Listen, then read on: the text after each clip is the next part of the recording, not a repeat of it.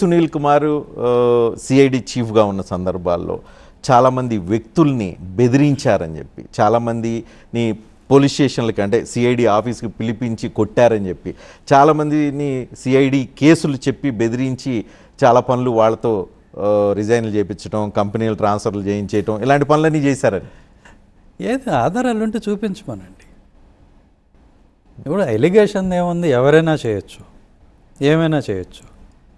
కానీ ఎక్కడో కూడా ఒక బేస్లెస్గా, మీరు అసలుకే పోలీస్ ఆఫీసరు, దట్టు సిఐడి చీఫ్గా పనిచేశారు, అప్పుడు గవర్నమెంట్ అంతా మీ వెనకాల మీకు వెన్నుదన్నుగా ఉంది, ఆధారాలు ఎక్కడ దొరుకుతాయి? ఆధారాలు దొరికేలాగా చేస్తారా?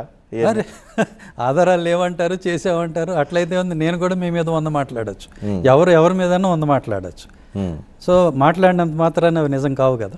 మీరు సిఐడి చీఫ్గా ఉన్నప్పుడు ఆర్డినరీ జర్నలిస్టులని, సోషల్ మీడియా కార్యకర్తలని, రంగనాయకం అనే ఒక సాధారణ పౌరురాలని, ఇట్లా వీళ్ళందరినీ తీసుకొచ్చి జైల్లో పెట్టేస్తారు కదా. రంగనాయకమ్మ గారిని జైల్లో పెట్టామనడం మొట్టమొదటిగా ఫ్యాక్చువల్ ఎర్రర్.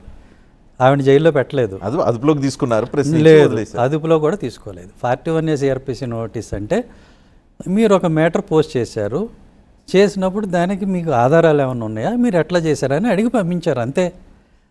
దాన్ని మీరు ఎట్లా డబ్ చేశారు అని అంటే ఆవిడని అరెస్ట్ చేశారని. అరెస్ట్ చేయలేదు.